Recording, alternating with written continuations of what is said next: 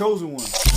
This one's a little different. Normally I script everything out before I go, but this is a freestyle. It's a script that I did a while ago, right? When I talked about everybody who had the single mother and absent father duo, because we understand how hard it is, you know? So we're going to talk about that a little bit. We're going to break that down as far as talking about why chosen ones have so much, you know, strife, so much challenges, especially early in life. Valerie, talk to him. Chosen ones, you already know what it is. When you come from that single mother, absent father duo, you're not just raised, you're forged.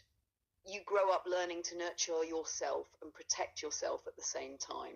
You learn early that love can feel like survival and safety can feel like silence. The world calls it trauma, I call it training. Because the chosen don't get ease, they get initiation. You were taught strength before softness, reason before rest.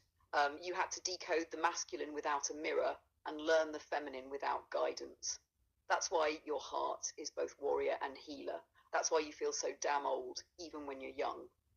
Your childhood wasn't punishment, it was preparation. Every missing piece made you look inward for what couldn't be given outward. So stop thinking you were abandoned. You were being refined, because the ones born from absence are the ones sent to restore balance. Chosen ones, that ache in your chest was never emptiness. It was the echo of your own greatness calling you home. You see, chosen one, the Matrix will consistently attack you where you're strongest at while you're weak. Let me say that again. The Matrix will attack you where you're strongest at while you're weak. So when you're most susceptible, as far as while you're a child, right? That's where they want to put a cap on you, meaning that if they injure you and create these core wounds at a young age, that means that there'll be a cap on your spiritual accessibility. Once you reparent your inner child, once you go back and you forgive your mother and your father, now you can then go access and clear that out. Now you can go back and clear out the junk and the static, and you can now have a direct access to source because you took all the garbage out the way that was blocking you. Also, now what happens is that because you went and you reparented your inner child, now all that wisdom you had to acquire by healing, now you become a beacon of healing as well, and you end up becoming a healer as well as a leader. You become rock solid. Now, the things that were made to break you actually end up making you stronger than when you even got here, and made your manifestation powers that much more richer and deep. Valerie, talk to him. Chosen ones, lean in for this one.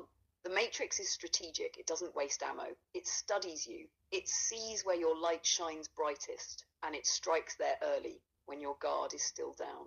That's why so many of us carry childhood wounds that feel surgical, because they were. They were engineered to limit how far your spirit could stretch. But here's the secret the Matrix never tells you. Every wound is also a wormhole.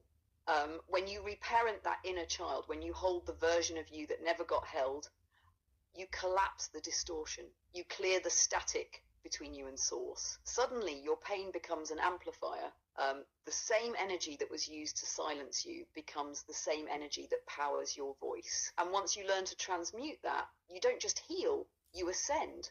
You become a walking frequency of restoration, a mirror that reflects back to others what it means to be free.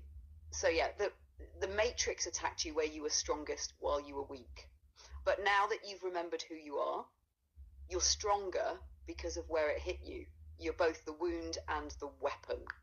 You know, there's a couple of themes that we consistently talk about, but one of them is transmuting pain into power. Because in order for you to grow, you have to experience pain. And that's just the way this Matrix is set up. 1.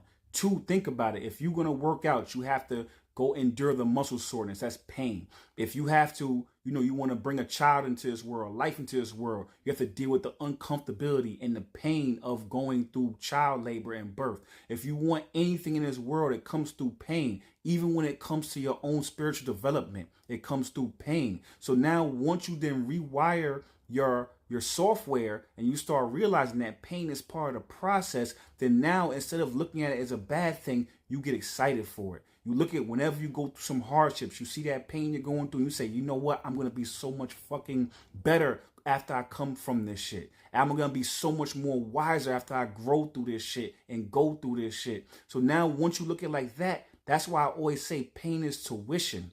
So now let's backtrack. When we talked about the matrix attacks you where you're strongest while you're weak, that means wherever is your gift, the matrix will try to put a cap on it. Meaning that if you are good at talking, if you're good at debate, you'll have parents that try to shame you for being argumentative. And they'll then make you feel like your greatest gift is your greatest liability. That's what we're talking about. Valerie, talk to him.